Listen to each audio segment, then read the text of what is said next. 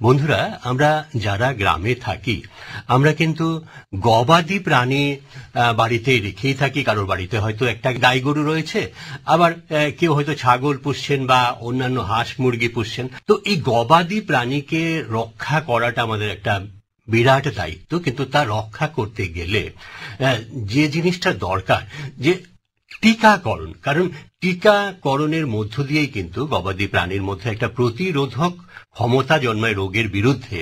তো আমরা কি করে টিকা করব গবাদি প্রাণীদের, এ বিষয়ে আজকে আমরা জেনে নেব গবাদি প্রাণীর টিকাকরণ। আর এ বিষয়ে বলার জন্য আমাদের আমন্ত্রণে স্টুডিওতে আজ উপস্থিত আছেন রাজ্য সরকারের প্রাণী সম্পদ ও প্রাণী স্বাস্থ্য অধিকারের যুগ্ম অধিকর্তা ডক্টর অনিমেষ শিকদার। নমস্কার ডক্টর শিকদার। নমস্কার। যে কথাটা বলছিলাম যে গবাদি প্রাণী আমরা সকলেই পুষে থাকি কম বেশি, তো টিকাকরণ একটা বড় দিক গবাদি প্রাণীর জন্য। সেই বিষয়টা আমাদের সকলের মাথায় রাখা উচিত। বিশেষত আমরা যারা প্রাণী পালক রয়েছি, আমরা যদি ঠিকমতো না জানি যে কখন কোন টিকা দিতে হবে, তাহলে কিন্তু আমরা প্রাণীর স্বাস্থ্য অনেকটাই ঠিক রাখতে পারবো না, এবং সেক্ষেত্রে প্রাণীর মৃত্যুও হতে পারে, তাই তো? একদমই ঠিক। তো প্রথমেই আপনার কাছে জেনে নিতে চাইবো এই টিকা ব্যাপারটা যদি একটু খুলে বলেন। আসলে টিকা কথাটা বহু প্রচলিত এবং আমরা কম বেশি সবাই এই টিকা শব্দটির সঙ্গে পরিচিতি আছে আমাদের। টিকা হচ্ছে, আমি যদি টিকা কেন করা হয় বা সেখান থেকে কিন্তু টিকা কি সেটা বোঝা যাবে। টিকা হচ্ছে সেই সমস্ত রোগের বিরুদ্ধে প্রতিরোধ করার জন্য টিকা দেওয়া হয়, যে রোগগুলো সারা বছর আমাদের গবাদি প্রাণীদের সময়ে অসময়ে বিভিন্ন কারণে আমাদের ভোগান্তির কারণ হয়ে দাঁড়ায়। এবং টিকা হচ্ছে সেই বস্তু, আমি যদি সেখানে ব্যাকটেরিয়া বলি বা ভাইরাস বলি, যে শব্দগুলোর সঙ্গে আমরা বিশেষভাবে পরিচিত, সেই ব্যাকটেরিয়া ভাইরাস দিয়েই কিন্তু টিকাটা তৈরি হয়, যে ব্যাকটেরিয়া ভাইরাস ওই গবাদি প্রাণীর রোগের কারণ হয় এবং তার মৃত্যুর কারণ হয়। এবং এরা হচ্ছে নির্দিষ্ট জীবাণু বা পরজীবী বা তাদের উপাদান থেকে তৈরি, এবং শরীরে প্রয়োগ করার পর নির্দিষ্ট জীবাণু বা পরজীবী ঘটিত রোগ প্রতিরোধ ক্ষমতা ওই প্রাণীর কিন্তু গড়ে ওঠে।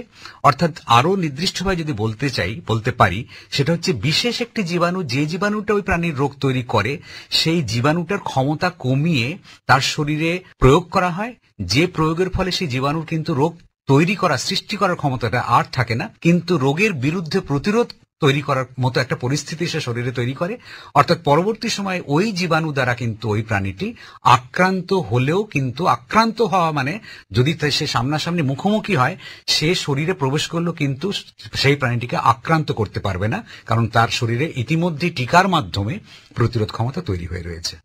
তার মানে আপনি বলতে চাইছেন যে টিকা হচ্ছে এমন একটা উপাদান যা নাকি আমরা যখন গবাদি প্রাণীর শরীরে প্রবেশ করাই যে কোনো ভাবে, সেটা ও যে রোগ ওর মধ্যে আসতে পারত, এই টিকাটা দেওয়ার ফলে তার মধ্যে শরীরে এমন একটা প্রতিরোধক ব্যবস্থা গড়ে উঠছে, যাকে আমরা অ্যান্টিবডি বলি। একদমই তাই। এবং সেটা কিন্তু ওই যে বিশেষ রোগ তার শরীরে আসতে দিচ্ছে না, তাই তো?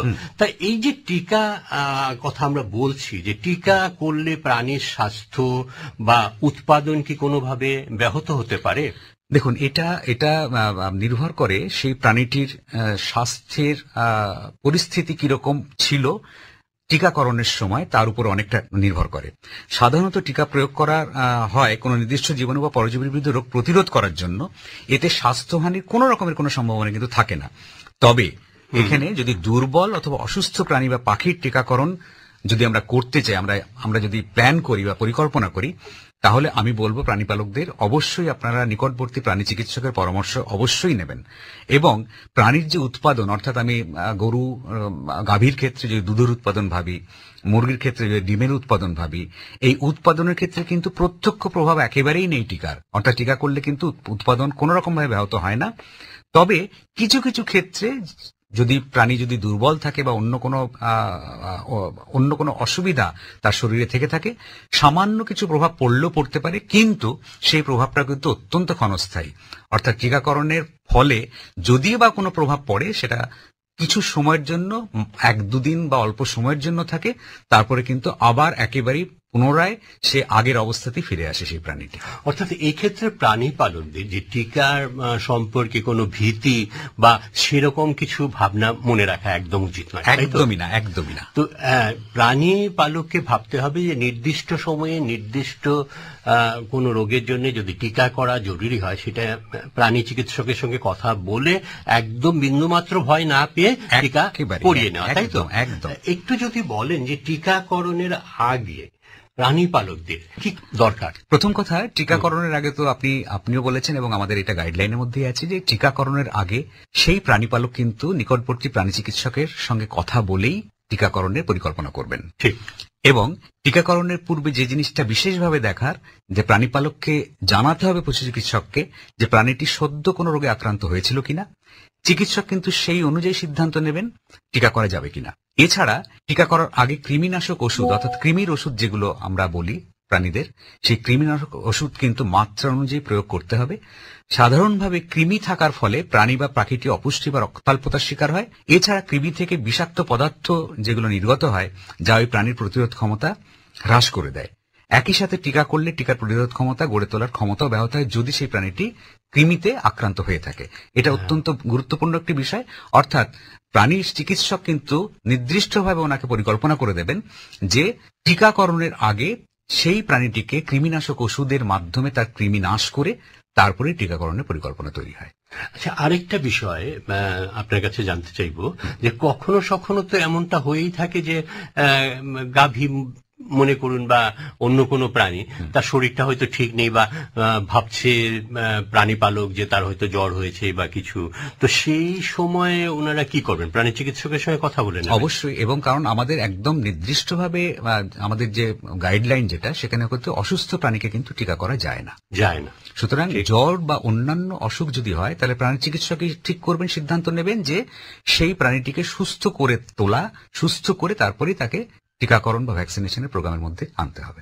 আচ্ছা, এই যে বিভিন্ন ধরনের আমাদের জীবাণু রয়েছে যারা আমাদের মানুষের শরীরেও বলুন বা প্রাণী ক্ষেত্রেও একইভাবে প্রযোজ্য, যে ওরা বিভিন্ন রোগের কারণ হয়ে দাঁড়ায়, তো সেই কারণেই আমরা টিকা করিয়ে থাকি যে কোনো একটা মানে বাইরের যে উপাদান যেগুলো রোগ ছড়াতে পারে, তো তার একটা প্রতিরোধক ব্যবস্থা আমরা নিই। তো আজকাল তো আমরা দেখতে পাচ্ছি গ্রামে গঞ্জে গবাদি প্রাণীর ক্ষেত্রে একরকমের চামড়ার মধ্যে কোনো একটা রোগ সৃষ্টি হচ্ছে। এই সম্পর্কে ঠিক যদি একটু ধারণা। একদমই আপনি একদম ঠিক জায়গাতে প্রশ্নটা করেছেন, কারণ এটা এই মুহূর্তে আমাদের কাছে অত্যন্ত গুরুত্বপূর্ণ এবং অত্যন্ত বলা যায় যে আমাদের একটা মাথা ব্যথার কারণ হয়ে দাঁড়িয়েছিল। এবং এটা শুধু পশ্চিমবঙ্গ নয়, সারা ভারতবর্ষে এই চামড়ার রোগ যেটি বলছেন, আরো নির্দিষ্টভাবে বলতে গেলে এটি একটি ভাইরাস ঘটিত গরু এবং মোষের কিন্তু রোগ। এটি শুধুমাত্র গরু এবং মোষের রোগ, যেটাকে আমাদের চিকিৎসা পরিভাষায় আমরা বলি লাম্পি স্কিন ডিজিজ বা সংক্ষেপে LSD। এটা মোষের ক্ষেত্রে ততটা ভয়ঙ্কর না হলেও গরুর ক্ষেত্রে কিন্তু দিনের পর দিন এটা বিস্তার লাভ করছে। এবং ভারত সহ প্রতিবেশী দেশ যেগুলো আছে, পাকিস্তান বা বাংলাদেশ, সেখানেও কিন্তু এই রোগের অবাধ বিস্তার ঘটছে এবং বৃদ্ধি পাচ্ছে। পশ্চিমবঙ্গে এই রোগের প্রাদুর্ভাব খুব সামান্য। পক্স ভাইরাস পরিবারের একটি ভাইরাস এই রোগের জন্য দায়ী। মূলত বাহক পতঙ্গ যেমন মাছি, মশা, এঁটুলি, এই সমস্ত দিয়ে কিন্তু এই রোগাক্রান্ত প্রাণী থেকে সুস্থ প্রাণীতে ছড়িয়ে পড়ে। তাছাড়া আক্রান্ত প্রাণীর দুধ, লালা, মলমূত্র এই ভাইরাসের অস্তিত্ব পাওয়া গেছে। এটি প্রাণীদের মধ্যেই হয়, মানুষের হওয়ার সম্ভাবনা একেবারেই নেই। এই রোগে প্রাণীর চামড়ার উপরে চাকা চাকা দাগ পরিলক্ষিত হয়। আর লক্ষণ যদি বলি, প্রথমে একটু জ্বর আসে, অর্থাৎ আমি কিন্তু পুরোপুরি গরুর কথা বলছি, মোষের এই রোগের কিন্তু প্রাদুর্ভাব প্রায় নেই বললেই চলে। আচ্ছা, প্রথমে জ্বর আসবে, সারা শরীরে গুটি গুটি দানার মতো তৈরি হবে। পরে সেই গুটি ওগুলো ফেটে গিয়ে ঘা তৈরি হবে, সেই ঘায়ে মাছি বসবে এবং সেখানে পোকা তৈরি হবে। তাহলে এই যে রোগের কথা আপনি বললেন যে মানে গরুর ক্ষেত্রে, এই যে এর চিকিৎসা বা এর কি কোনো টিকাকরণ? হ্যাঁ, দেখুন, প্রথমে হচ্ছে ভাইরাস ঘটিত রোগ, যেহেতু ভাইরাস ঘটিত রোগের কিন্তু চিকিৎসা থেকে কিন্তু টিকাকরণই হচ্ছে একমাত্র উপায় সেই রোগ থেকে প্রাণীকে রক্ষা করা। যেহেতু এটি ভাইরাস ঘটিত রোগ, তাই প্রত্যক্ষভাবে ভাইরাস মেরে ফেলার কোনো চিকিৎসা কিন্তু নেই। কিন্তু ভাইরাস আক্রমণের পরেই ওই প্রাণীর ব্যাকটেরিয়ার আক্রমণ ঘটে। সেই ব্যাকটেরিয়া ও আনুষঙ্গিক উপসর্গের চিকিৎসা তো অবশ্যই করাতে হবে এবং এতেই বেশিরভাগ প্রাণী সুস্থ হয়ে যায়। এবং এখানে আরেকটা অত্যন্ত গুরুত্বপূর্ণ কথা বলে নিতেই হবে, একবার যদি এই ভাইরাস দিয়ে কোনো প্রাণী আক্রান্ত হয়, সে কিন্তু তার আজীবন সারা জীবনের জন্য কিন্তু সে কিন্তু সুরক্ষিত হয়ে যায়, যেগুলো আক্রান্ত প্রাণী।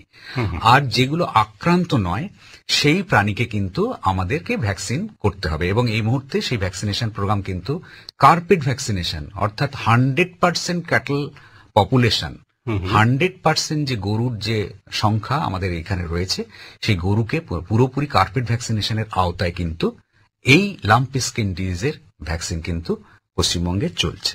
তো এই ব্যাপারটা যদি একটু বুঝিয়ে বলেন যে এই যে টিকা ঠিক কখন করা হবে, কি বয়সে করা হবে? দেখুন, গরু মোষের ক্ষেত্রে 1 মাস বয়সের পর থেকে এই রোগের টিকা করা যেতে পারে। তবে মায়ের যদি টিকা করা থাকে তাহলে বাছুরের 3 থেকে 6 মাস বয়সে এই টিকা করা উচিত। আমাদের রাজ্যে যে টিকা ব্যবহৃত হচ্ছে তা 4 মাস বয়সের পর থেকে করার কথা বলা হয়েছে। এটা যারা প্রস্তুতকারক সংস্থা তারা নির্দিষ্টভাবে এক প্রস্তুতকারক সংস্থা তাদের গাইডলাইন অনুযায়ী সেটা আমরা তারা যেরকম ভাবে এই টিকাটা করা হয়, এক্ষেত্রে প্রস্তুতকারক সংস্থার যে নির্দেশ সেই নির্দেশটাই অনুসরণ করা থাকে। অর্থাৎ এই টিকা যে শিশি বা ভায়াল যাই বলি তার সেখানেই নির্দিষ্টভাবে ইনস্ট্রাকশন দেওয়া থাকে বা কিভাবে করা হবে সেটা লেখা থাকে। আমাদের এখানে এই কর্মসূচিতে টিকা ব্যবহার করা হয় তা 1 মিলি অর্থাৎ 1 মিলিলিটার চামড়ার নিচে করতে হবে এবং যেটাকে আমরা চিকিৎসা পরিভাষায় বলি সাবকিউটেনিয়াস রুট, চামড়ার নিচে। আচ্ছা, এই যে টিকাটার কথা আপনি বললেন যে বিশেষত গরু এবং মোষের ক্ষেত্রেও এই যে চামড়ার রোগের জন্য যে ভাইরাস ঘটিত রোগ হয়, স্কিন ডিজিজ হয়, তো সেক্ষেত্রে যে টিকা সেটা আপনারা বলছেন যে একদম 100% টিকাকরণ করতে হবে। এই কর্মসূচি একদম চালু হয়ে গেছে এবং সেটা প্রায় শেষের মুখে। সেটা একদম বিনা খরচে করা, একদম বিনা খরচে, প্রাণীপালকের কোনো খরচ নেই। একটু যদি আপনি বিস্তারিত ভাবে বলেন যাতে আমাদের কৃষক বন্ধুরা যাতে উপকৃত হতে পারে, মানে কিভাবে কত টিকাটা করাতে হবে, কতদিন বাদে করাতে হবে, এর কোনো পার্শ্ব প্রতিক্রিয়া আছে কিনা, একদমই যেন কৃষক বন্ধুরা উদ্বিগ্ন না হন। একদম, আমি প্রথমেই বলবো কৃষক বন্ধুদের আমি আবারও বলবো, এই লাম্পি স্কিন ডিজিজ বা চামড়ার যে রোগ খুব অল্প অল্প জায়গাতে, কিছু কিছু জায়গাতে পশ্চিমবঙ্গে এই মুহূর্তে দেখা দিয়েছিল। এখন যদি বলি, আজকের দিনে দাঁড়িয়ে বলি, সেই রোগ কিন্তু প্রায় আমাদের এখানে কিন্তু তার প্রাদুর্ভাব নেই বললেই বলা যায়। সাধারণত টিকাকরণের 14 থেকে 21 দিন পরে কিন্তু তার প্রতিরোধ ক্ষমতা তৈরি হতে শুরু করে এবং এই প্রতিরোধ ক্ষমতাটা স্থায়ী হয় 1 বছর। অর্থাৎ তারপরে 1 বছরের পর কিন্তু মাত্রা ধীরে ধীরে, অর্থাৎ তার প্রতিরোধের মাত্রা কিন্তু ধীরে ধীরে কমতে থাকে। সেই জন্য এই টিকা কিন্তু বছরে 1 বার করা বাঞ্ছনীয়। অর্থাৎ আজকে যে টিকাটা করা হলো প্রাণীটিকে, সেই প্রাণীটির জীবদ্দশায় যতদিন পর্যন্ত সে বেঁচে থাকবে 1 বছর পর পর কিন্তু সেই প্রাণীটিকে টিকা করতে হবে। এবং আপনি পার্শ্ব প্রতিক্রিয়ার কথা বলছিলেন, তেমন কোন উল্লেখযোগ্য পার্শ্ব প্রতিক্রিয়া কিন্তু এই টিকার একেবারেই নেই। টিকার স্থান, টিকা করার পর ঈষৎ ফুলে যেতে পারে, সামান্য একটু জ্বর আসতে পারে, সামান্য একটু ব্যথা হতে পারে এবং একদিন হয়তো সে একটু কম খাওয়া দাওয়া করলো, একটু দুধের প্রোডাকশন হয়তো একটু কমলো। এই সাময়িক যে এইগুলো লক্ষণ, এইগুলো ছাড়া তেমন কোনো পার্শ্ব প্রতিক্রিয়া নেই এবং সময়ের সাথে সাথে কিন্তু এইগুলো একেবারেই আর ওই প্রাণীটির শরীরে থাকে না। সুতরাং প্রাণীপালকদের আবারও বলবো, আপনারা নিশ্চিন্ত থাকুন। কোন রকমের যে পার্শ্ব প্রতিক্রিয়া, সামান্য যে পার্শ্ব প্রতিক্রিয়াটা টিকাকরণের পরেই দেখা দেয়, সেটা 1-2 দিনের মধ্যে কিন্তু পুরোপুরি নির্মূল হয়ে যায়। তাহলে আপনি কি বলতে চাইছেন যে টিকাকরণের পরে এই যে এলএসডি হওয়ার সম্ভাবনা সেটা একেবারেই থাকবে না? দেখুন, 100% সুনিশ্চিত করা কোনো টিকার পক্ষেই কিন্তু সম্ভব নয়। অর্থাৎ আমি টিকা করলাম এবং 100% আমি গ্যারান্টি দিচ্ছি যে সেই রোগটি আর হবে না, এটা কিন্তু বলা বিজ্ঞানের ইয়েতে কিন্তু মানে ঠিক বলা যায় না, বলা ঠিকও নয়। সাধারণত টিকাকরণের 14 থেকে 21 দিন পর থেকে ইমিউনিটি, যাকে বলে প্রতিরোধ ক্ষমতা, সেটা তৈরি হতে শুরু করে। তার মাঝখানে কোনো প্রাণী যদি আক্রান্ত হয় তাহলে রোগের প্রকাশ ঘটবেই। অর্থাৎ 14 থেকে 21 দিন, আমি আজকে টিকা করেছি, তার পুরোপুরি প্রতিরোধ ক্ষমতা তৈরি হতে 14 থেকে 21 দিন হতে পারে।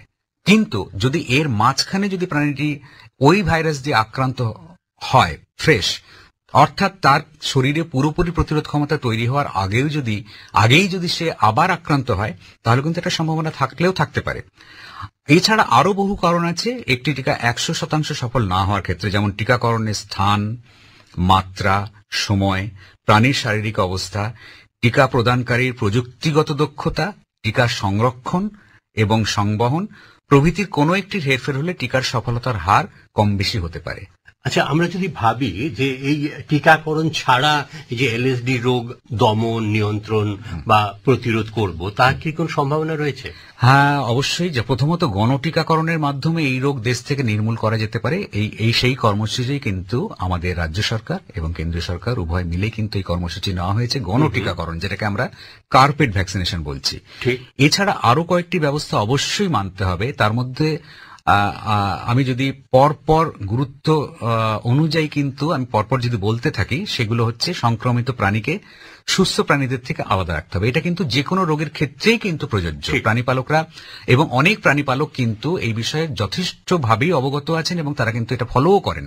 কিন্তু আমি সেই সমস্ত প্রাণীপালকদেরই বলতে চাইছি যারা এখনো পর্যন্ত এই রোগের বিস্তার বা এই রোগকে একটি রোগগ্রস্ত প্রাণীকে আর একটি সুস্থ প্রাণী থেকে আলাদা করা বা সুস্থ প্রাণীটিকে নতুন করে রোগ সংক্রমণ তার যাতে না হয় সেটা কি করে আমরা আটকাতে পারি নিজেদের কিছু উপস্থিত বুদ্ধি এবং কিছু ম্যানেজমেন্টের মাধ্যমে, আমি কিন্তু তাদের জন্য এটা বলতে চাইছি বিশেষত। যেমন এখানে অত্যন্ত গুরুত্বপূর্ণ, আমি প্রথমেই বলেছিলাম যে ভেক্টর অর্থাৎ মশা, মাছি, এঁটুলি কিন্তু এই রোগটা কিন্তু ছড়াতে সাহায্য করে, এই লাম্পি স্কিন ডিজিজ। সুতরাং মশা, মাছি, এঁটুলির জন্মবিস্তার নিয়ন্ত্রণে রাখতেই হবে। অর্থাৎ আপনার বাড়ির চারপাশ পরিষ্কার রাখা, পরিষ্কার পরিচ্ছন্ন রাখা, এবং সেইখানে যাতে মশা মাছির জন্ম নিয়ন্ত্রণ যদি আমরা করতে পারি, এঁটুলির ক্ষেত্রে তাই, তাহলে কিন্তু রোগ প্রাদুর্ভাব কিন্তু অনেকটা কম ছড়ানোর ক্ষেত্রে কিন্তু একটা ভালো রকমের পদক্ষেপ আমরা নিতে পারবো। খাবার ও জলের পাত্রে নিয়মিত জীবাণুনাশক দিয়ে পরিষ্কার করতে হবে। যে প্রাণীটি যে পাত্রে জল খাচ্ছে সেই জলটা কিন্তু নিয়মিত সেই জলের পাত্রটিকে কিন্তু পরিষ্কার করতে হবে। অসুস্থ প্রাণীর চিকিৎসার ক্ষেত্রে ডিসপোজেবল সিরিঞ্জ ব্যবহার করতে হবে। অর্থাৎ প্রাণী চিকিৎসকের দায়িত্ব, যদিও এটা প্রাণী পালক সচেতন থাকতে হবে যে অসুস্থ প্রাণী চিকিৎসার ক্ষেত্রে ডিসপোজেবল সিরিঞ্জ, যেটা ডাক্তাররা করেই থাকেন। আর এই রোগে অসুস্থ কোনো প্রাণী মারা গেলে খোলা জায়গায় না ফেলে চুন সহকারে বড় গর্ত করেই কিন্তু পুঁতে দিতে হবে, যাতে করে ওই মৃত প্রাণীর থেকে যাতে এই রোগটি আরো বেশি করে না ছড়িয়ে পড়ে। বেশ, এবারে আমাদের মূল যে আলোচনার বিষয় যে গবাদি প্রাণীর টিকাকরণ, একটু যদি প্রাথমিক ধারণা আমাদের কৃষক বন্ধুরা পান যারা নাকি প্রাণী পালক, তাদের জন্য বলছি যদি গবাদি প্রাণীদের কি ধরনের টিকা দেয়া হয় বা দেওয়া উচিত, এবং হাঁস মুরগির ক্ষেত্রে কি করা উচিত, যদি একটু ছোট করে বলেন।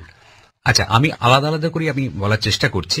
প্রথমে আমি যদি প্রথমে বলি গবাদি প্রাণীর যে বিভিন্ন টিকা, তাদের কি কি টিকা দেওয়া হয় এবং হাঁস মুরগির কি কি টিকা দেওয়া হয়, আমি খুব সংক্ষেপে প্রাণীপালকদের জন্য বলছি, যেটা অত্যন্ত প্রয়োজনীয় তথ্য।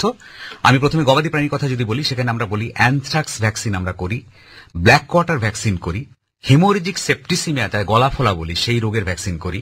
এটা হচ্ছে বড় যে সমস্ত প্রাণী আছে তাদের জন্য।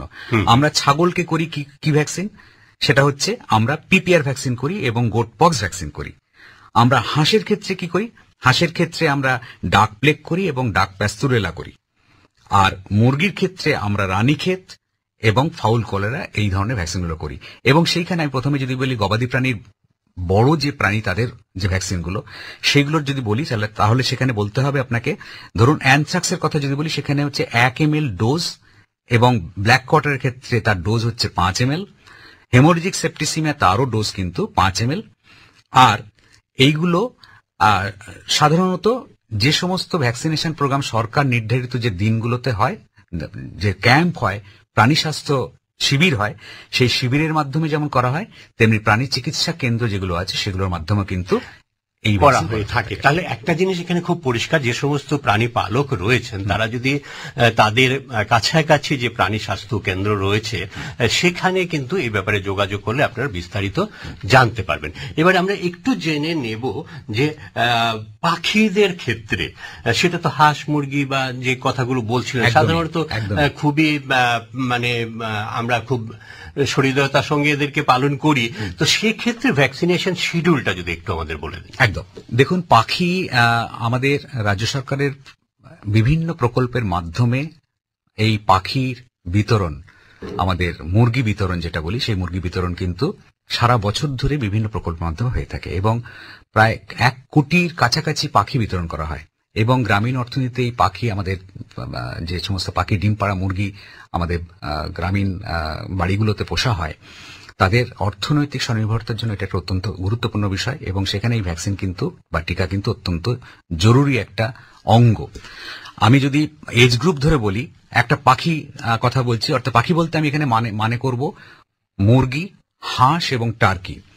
যদি 7 দিনের মধ্যে, 0 থেকে 7 দিনের মধ্যে ওই পাখিটিকে ভ্যাকসিন করা হয় রানীক্ষেত ডিজিজের এফ স্ট্রেন দিয়ে। কিভাবে করা হয়? তার নাকে ড্রপের মাধ্যমে করা হয়। 12 থেকে 16 দিনে করা হয় ইনফেকশাস বার্সাল ডিজিজ, যেটা ওই ড্রপে, চোখে ড্রপ দিয়ে অথবা জলের সঙ্গে মিশিয়ে খাওয়ানো হয়। 21 দিনের মাথায় করা হয় ইনফেকশাস ব্রঙ্কাইটিস, যেটা চোখের ড্রপের মাধ্যমে করা হয়। 28 থেকে 30 দিনের মধ্যে করা হয় রানীক্ষেত ডিজিজ এফ স্ট্রেন, যেটা ওই চোখে অথবা নাকে ফোঁটার মাধ্যমে দেওয়া হয়। 35 থেকে 37 দিনের মাথায় করা হয় ইনফেকশাস বার্সাল ডিজিজ, যেটা জলের সঙ্গে মিশিয়ে করা হয়। 42 দিনে করা হয় পক্সের ভ্যাকসিন, পক্সের, এবং এটা কিন্তু তার যে ডানা রয়েছে সেইখানে কিন্তু প্রিক করে করা হয়। 9 সপ্তাহ যখন পাখিটির বয়স হলো, তখন তাকে এবারে R2B strain, Ranikhet ডিজিজের R2B strain দিয়ে করা হয়, সেটা কিন্তু চামড়ার নিচে করা হয়। 10 সপ্তাহে করা হয় ইনফেকশাস ব্রঙ্কাইটিস, সেটা চোখে ফোঁটা অথবা খাবার জলে মিশিয়ে করা হয়। 12 সপ্তাহে করা হয় ফাউল কলেরা, এটা কিন্তু চামড়ার নিচে দিয়ে করা হয়। 14 সপ্তাহে আবার তাকে পক্সের ভ্যাকসিন করা হয়, যেটা ওই চামড়াতে ঘষে কিন্তু এটা, অথবা ডানাতে প্রিক করে করা হয়। 16 সপ্তাহে করা হয় ইনফেকশাস ব্রঙ্কাইটিস, যেটা আইবি বলি, সেটা কিন্তু ইন্ট্রামাস্কুলার অর্থাৎ মাসেলে করা হয়। 19 সপ্তাহে রানীক্ষেত ডিজিজ এবং ইনফেকশাস বার্সাল ডিজিজ ইন্ট্রামাস্কুলার অর্থাৎ মাংসেতে করা হয়। 40 সপ্তাহে রানীক্ষেত ডিজিজ এবং ইনফেকশাস বার্সাল ডিজিজ, এটাও ইন্ট্রামাস্কুলার। আর সবশেষে 42 সপ্তাহে করা হয় ফাউল কলেরা, যেটা হচ্ছে চামড়ার নিচে। তাহলে এই যে সমস্ত টিকাগুলোর কথা বললেন, আমাদের প্রাণী পালক বন্ধুরা আছেন, তারা নিশ্চয়ই শুনে নিলেন যে কি ধরনের টিকাগুলো করা হয়। তো এই যে টিকাগুলোর কথা বলা হলো, সেগুলো কোথায় পাওয়া যাবে এবং কি ধরনের খরচ হতে পারে, একটু যদি বলেন। দেখুন, এই যে সমস্ত টিকার কথা আমি পাখিদের কথা বললাম বা গবাদি প্রাণীদের কথাও বললাম, এর অধিকাংশ 90% বেশি কিন্তু টিকা কিন্তু আমরা রাজ্যেই তৈরি করি। আচ্ছা, শুধুমাত্র যদি এলএসডি বাদ দিই, ফুট অ্যান্ড মাউস এসো বা খুরাই বাদ দিই এবং জলাতঙ্ক রোগের ভ্যাকসিন বাদ দিই, বাকি সমস্ত পাখির সমস্ত ভ্যাকসিন আমাদের কলকাতার বেলগাছিয়া স্থিত institute of animal health and veterinary biologicals, ওখানেই তৈরি হয়। 13 রকমের ভ্যাকসিন ওখানে পাখি এবং গবাদি প্রাণীর টিকা তৈরি হয় ওখানে, এবং এই প্রত্যেকটি টিকাই কিন্তু বিনামূল্যে, আমি পাখিদের সমস্ত টিকা কিন্তু বিনামূল্যে সরকারি চিকিৎসা কেন্দ্র থেকে কিন্তু আমরা দিয়ে থাকি। তো আমাদের এই যে পশ্চিমবঙ্গের কথা যদি আমরা ধরে নিই, তাহলে তো আমাদের অধীন বিভিন্ন ব্লক রয়েছে। মোটামুটি ব্লকের সংখ্যা কিরকম? 342টি ব্লক আছে। যদি একটু বলেন যে ওরা কিভাবে কি করবেন। হ্যাঁ, পশ্চিমবঙ্গ সরকারের প্রাণী সম্পদ বিকাশ দপ্তরের অধীন 342টি ব্লকের প্রায় প্রত্যেকটি ব্লকেই 3 জন করে প্রাণী চিকিৎসক থাকেন। সরকারি প্রকল্পের অধীন সমস্ত টিকাকরণ কর্মসূচি বিনামূল্যে করা হচ্ছে। এই সমস্ত প্রকল্পগুলিতে কোনো এলাকায় টিকাকরণের আগে প্রচার করা হয়। কিছু প্রকল্প আছে রোগ দূরীকরণ প্রকল্প, কিছু রোগ নিয়ন্ত্রণ প্রকল্প, যেটা আগেও বলেছি। এছাড়াও আছে নিয়মিত টিকাকরণের কাজ, কোনো ক্ষেত্রে মূল্য লাগে না। তবে প্রাণীবন্ধু, প্রাণীসেবী, প্রাণী মিত্রা যারা দপ্তর থেকে বিশেষভাবে প্রশিক্ষণ প্রাপ্ত এবং তারা এই সেলফ এমপ্লয়মেন্ট স্কিমের মাধ্যমে আমাদের এই কাজগুলো করেন, তারা বাড়ি গিয়ে টিকা করলে প্রাণীপালককে টিকাকরণের জন্য মূল্য দিতে হয়। এখানে উল্লেখযোগ্য, কুকুর, বিড়াল, খাঁচার পাখি বিনামূল্যে টিকাকরণের আওতায় কিন্তু আসে না।